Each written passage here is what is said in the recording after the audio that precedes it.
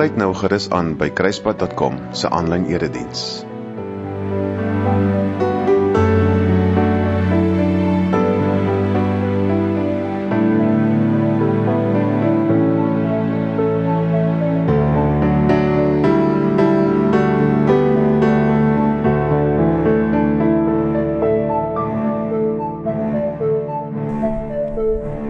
Ons wil baie welkom sê vir die Kruispad 247 kykers. Ons is hier in die woestyn, soos julle kan sien, die woestynpad hier agter my. En as 'n mens woestyn praat, dan is daar vir my min karakters wat so 'n ongelooflike getuienis het soos Moses. So die teksgedeelte en die tema wat ons vanoggend met julle deel gaan oor woestyn en Moses, en die spesifieke tema gaan oor goed genoeg vir 2026. Ek is opgewonde om hierdie tema met julle te deel, maar daar is tog 'n krapperigheid rondom die hele vraag of ons goed genoeg is. Maar omdat ons kinders van die Here is,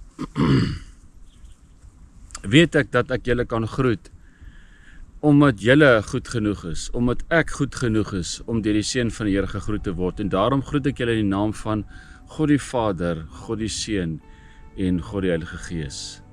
Amen. Die teksgedeelte wat ons vandag met julle gaan behandel, kom uit Exodus 4 vers 18 tot 26, waar Moses gekonfronteer word nadat hy geroep is. Hy het reeds 'n baie lang pad met die Here gestap, maar hy word op 'n spesifieke punt gekonfronteer deur God, en ons gaan 'n bietjie daarin delf om hierdie hele tema van goed genoeg met julle deur te praat en die diepte van die teks te verstaan, te leer verstaan en natuurlik van toepassing te maak op ons eie persoonlike lewens. Kom ons luister na die teksgedeelte.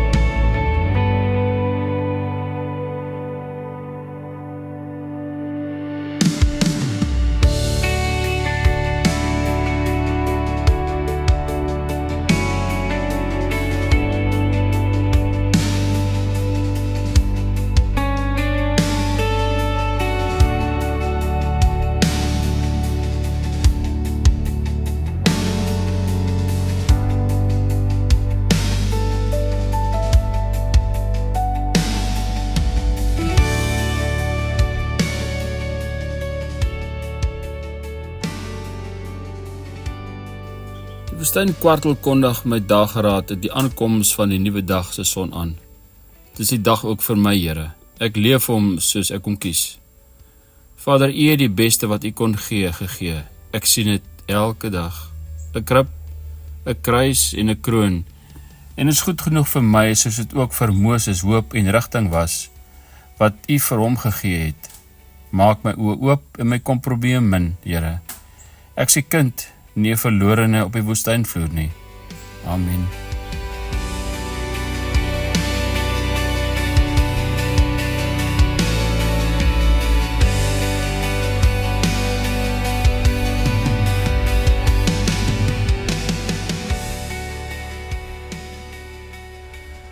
Toe gaan Moses weg en kom by sy skoonvader Jethro terug. En hy sê vir hom: Laat my tog trek en na my broers teruggaan wat in Egipte is, om te sien of hulle nog lewe. En Jethro sê vir Moses: Gaan in vrede. Ook het die Here vir Moses in Midian gesê: Gaan heen, keer terug na Egipte, want al die manne wat jou lewe gesoek het, is dood. Moses neem toe sy vrou en sy seuns en laat hulle op 'n esel ry, terug na Egipte land. Moses het ook die staf van God in sy hand geneem. En die Here sê vir Moses: Nou dat jy wegtrek om na Egipte terug te gaan, kyk dat jy al die wonders voor Farao doen, wat ek in jou mag gestel het. Maar ek sal sy hart verhard, sodat hy die volk nie sal laat trek nie. Dan moet jy vir Farao sê, so spreek die Here, my eersgebore seun is Israel. Daarom beveel ek jou, laat my seun trek, dat hy my kan dien. Maar jy het geweier om hom te laat trek. Kyk, ek sal jou eersgebore seun laat sterwe. En op die pad in die herberg het die Here hom teëgekom en wou hom doodmaak. Toe neem Sipora 'n skerp klip en sny die vooruit van haar seun af en gooi dit voor sy voete en sê, waarlik, jy is vir my 'n bloedbruidegom. En hy het hom laat staan. Toe het sy gesê, bloedbruidegom, met die oog op die besnydenis.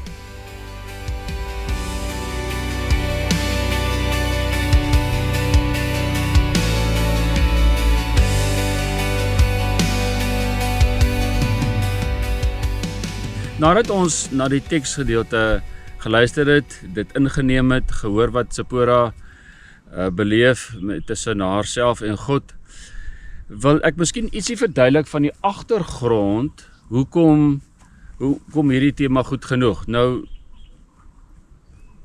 ons praat vanoggend met julle in Afrikaans, so ek aanvaar baie van ons kykers is Afrikaans sprekend, ons is Afrikaners, en hoekom dit belangrik is om dit te sê, almal van julle weet tog nou hoe dit is as ons mekaar ontmoet vir die eerste keer en ons vra, hoe gaan dit? Of iewers langs die pad na ons mekaar baie lanklaas gesien en dan vra ons, hoe gaan dit? En dan sê ons, goed, dankie self. En die hele gedagte het ietsie anderste by my laat amper wakker word, dat ek het begin groet deur te sê, as iemand vir my vra, hoe gaan dit, sê ek, goed genoeg. Natuurlik is ek al vir 'n geruime tyd besig om mense so te groet en dit het baie interessante reaksies wanneer jy vir mense sê goed genoeg. Maar dit het vir my ook ontwikkel, jammer vir my keel, in die rigting van 'n geestelike boodskap. En waar ons in die nuwe jaar ingaan 2026, vra ek myself die vraag af, is Christus se boodskap nog goed genoeg vir my? Is die Bybel nog goed genoeg vir my? Is Moses se getuienis goed genoeg vir my? En wat beteken dit as ons vra of dit goed genoeg is vir ons? Want eintlik wat ons vra is, dat die verhale en die gebeure van Christus, van Moses, het dit eintlik van toepassing op my? Is dit van toepassing op my? Kan ek dit gebruik om my eie woestynpad, my eie stofpad, my eie verhaal in die middel van die stad beter te verstaan?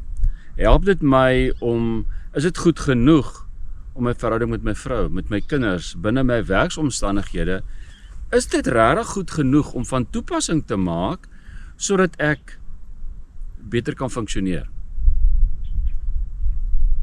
En ek dink ek kan net vir myself antwoord, en jy as 'n kyker, jy as 'n medegelowige, moet vir jouself die vraag afvra, hoe delf jy in die waarheid rondom Christus? Hoe delf jy in die waarheid rondom die woord?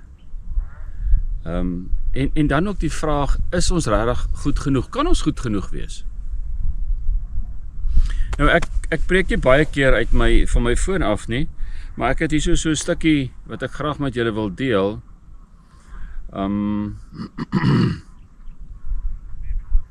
Wat vir my verskriklik belangrik is om hierdie tema eintlik te ontsluit. Nou niemand anderste nie as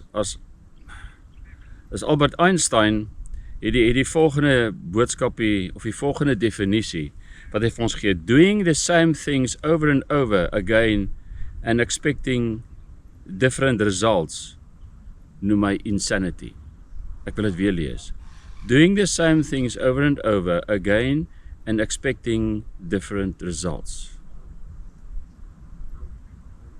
Is die evangelie goed genoeg? Is ek besig om werklik tyd te spandeer in die teenwoordigheid van die Here, sodat dit wat ek daar leer, van toepassing gemaak kan word op my persoonlike geloofsgroei, die manier wat ek na die wêreld kyk, na myself kyk, en maak dit 'n verskil. Hiermee saam het ek my eie definisie geskryf van hierdie woorde wat sê, if you want a miraculous life, you need to be sowing miracle seeds.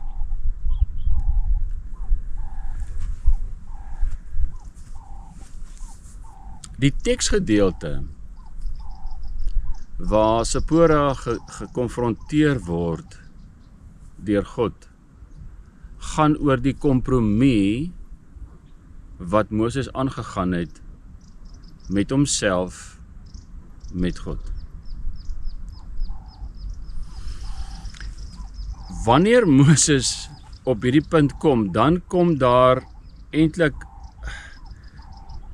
'n klomp gedagtes by ons op van die pad wat God met Moses gestap het al tot wanneer hy teruggaan na Farao toe om die hele volk Israel na die beloofde land toe te lei.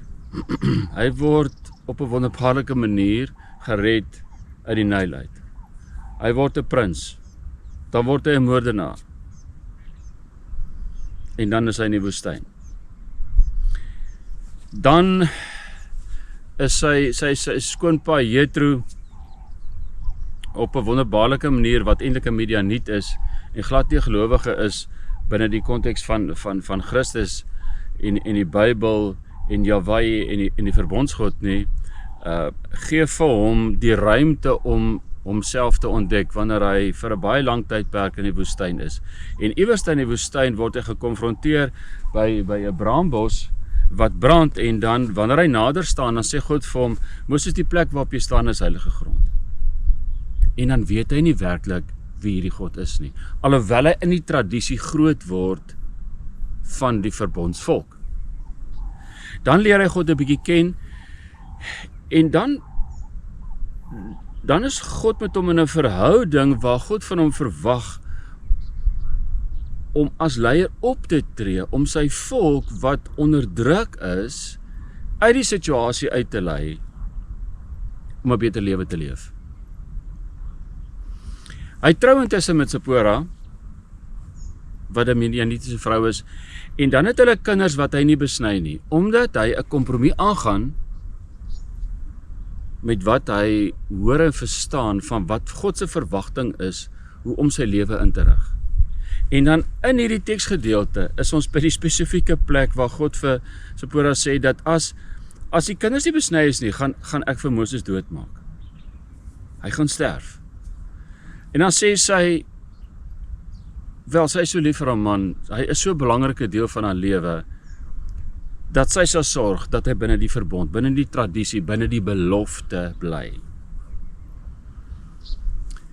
En dis waar ek terugval op die tema van goed genoeg. Is ek en jy goed genoeg om vir God aanvaarbaar te wees? Is ek en jy goed genoeg om die evangelie te volg? En ek moet vir u sê, vanoggend as ek nou kyk hoe ek voorberei het om op hierdie punt te wees, om hierdie evangelie, hierdie teksgedeelte met julle te deel, en daar soveel goed gebeur, dat ek self gewonder het, is ek goed genoeg, om as net nog 'n gelowige, 'n stukkie van my eie persoonlike ervaring, met julle as 'n gehoor te deel, is ek goed genoeg om dit te deel?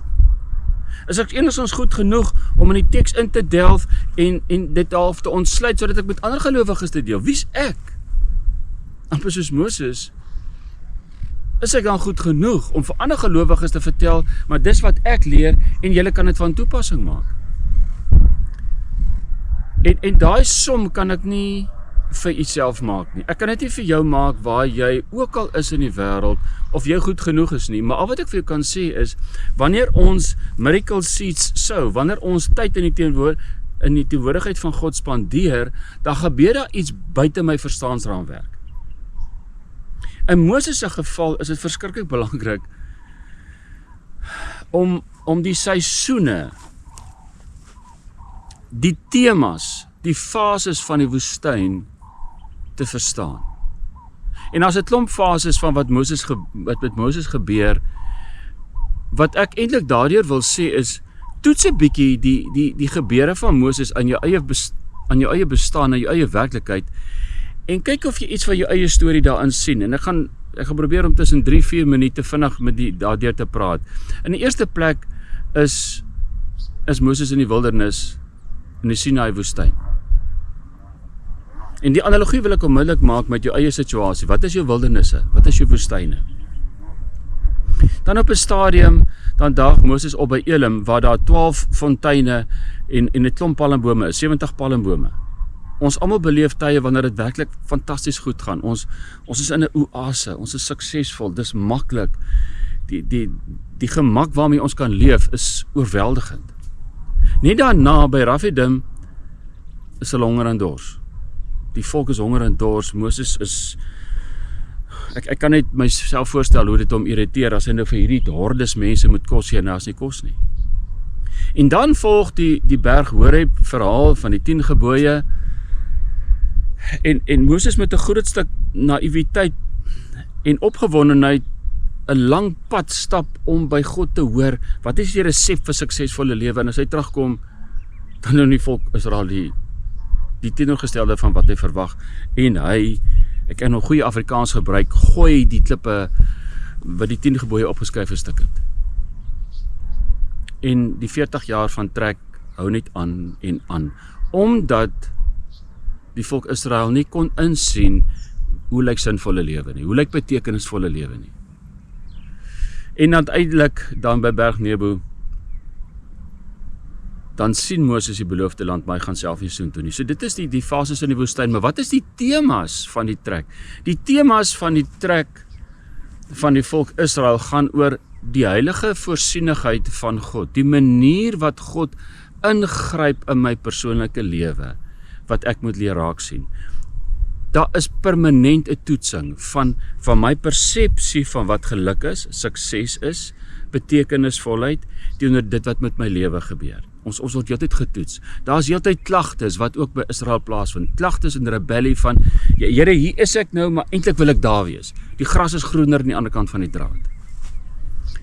Maar heeltyd word ons gekonfronteer in Moses se verhaal en ook in ons eie lewe met veranderings en veranderde omstandighede. En wanneer die goeie plaasvind, wanneer die man aan die kwartels daar is die vraag, is dit goed genoeg? Kan ek aanpas om te leer om afhanklik te wees van God en nie my eie gemak nie? Ek dink samevattend is dit belangrik vir ons om vanoggend te erken dat dit moeilik is om oor ons skaduwee te spring, om te verstaan, ek moet goed genoeg wees, alvorens God my gaan aanvaar. Ek dink die kerk het baie keer, en gelowiges, sekere groepe gelowiges, wil vir ons so beklemtoon, dat net wanneer ek perfek is ek goed genoeg vir God. Is dit waar van Moses? Die sprong wat ek wil maak, om my af te sluit, is dat die uiteindelike vraag, is Christus goed genoeg vir jou en vir my? Wat kon God meer doen om die verhouding te herstel tussen my en hom?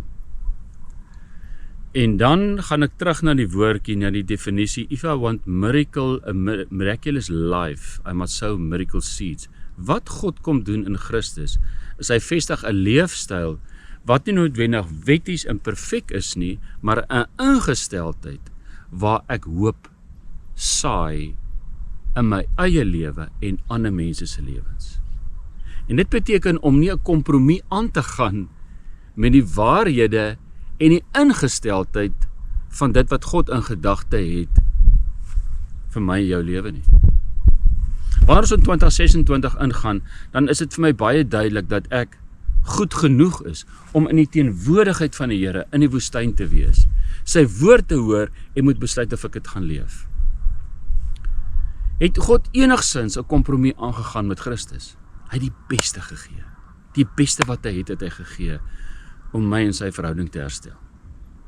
En ek dink dis die sleutel van Moses van Sipora. Die beste wat hy het, was sy kinders, is om nie 'n kompromie aan te gaan met wat hy weet God se wil is nie. En daarmee wil ek vandag vir u hoop gee in hierdie woestynverhaal, dat ek en jy die geleentheid om die woestynpad, die lewenspad te stap. En wanneer ons fokus op God se rigtingwyser, God se navigasie, dat hy het antwoorde vir my vrae wat nooit ophou nie, dan erken ek, dis goed genoeg om sy teenwoordigheid tent op te slaan. Dis goed genoeg om te sê, Here, in jou vertrou ek. En wat ek ook al moet aanpas, om u wonders te begin raak sien, sal ek doen. Want ek is moeg om vir 40 jaar in die woestyn te sit, onseker oor wat die rigting is, wat ek moet inslaan. Kom ons aanvaar, ons is goed genoeg. Kom ons sien, ons is goed genoeg. Kom ons leef, omdat ons goed genoeg is. En kyk wat 'n resultaat dit lewer, want dis wat ons saai in ons eie lewe. Die kompromie van God se kant af was nooit daar nie. Hy het die beste gegee. En wanneer ek en jy maar net ons bes gee, sal dit goed genoeg wees om veilig te wees in God se teenwoordigheid. Kom ons gaan leef in oorvloed. Kom ons hou op om bang te wees. Kom ons sien die geleenthede. Kom ons wees opgewonde. En kyk wat 'n resultaat dit lewe elke dag so opstaan. Amen. Hoe gaan dit met jou, vra hulle my? Ek glimlag net en sê, dis goed genoeg. Nie perfek nie, nie klaar nie, maar ek loop nog hier met my Heer. In my woestyn, in my vrae, met stof van my voete en hoop wat bly. Is Gods woord nog genoeg vir my? Is Gods stem nog lig in my nag? Kan ek my storie bring en glo dit pas nog in jou plan? Dis goed genoeg om voor U te staan, met leë hande, met oop gemoed. U het die beste vir my gegee, 'n krib, 'n kruis, 'n kroon van bloed.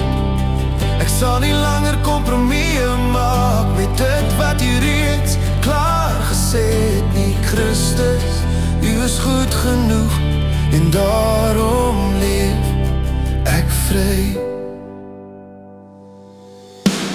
Moses loop deur vuur en sand, 'n prins, 'n vlugteling, 'n vriend van God. By 'n bos wat brand sonder om te brand, leer hy wie U regtig is, in water en dorstyd. Word geloof gevorm, word hart getoets. Is ek bereid om te vertrou, wanneer manna nie bly lê nie, om elke dag afhanklik te wees en nie my gemaak te dien. Dis goed genoeg om voor U te staan, met my foute en my vrees. U het geen kompromie gemaak, toe U my kom red het, Jesus. Ek sal nie langer terugkyk nie, of 40 jaar in sirkels loop.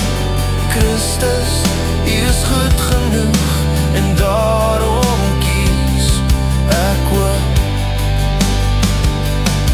As ek 'n wonderlewe soek, leer my om wondersaad te saai, om waarheid te leef, nie net te hoor, om gehoorsaam te wees, al kos dit my. Ek is nie perfek nie, maar ek is U kind, en dit is genoeg. Dis goed genoeg om voor U te staan. Nie oor wie ek is nie, maar wie U is.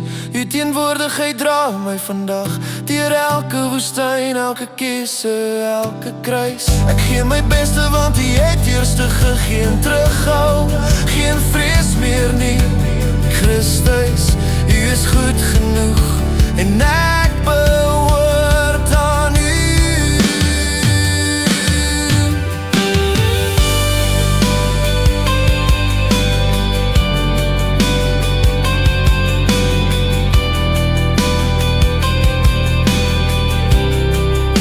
Hoe gaan het vandag met my siel? Here, dit is goed genoeg, want ek loop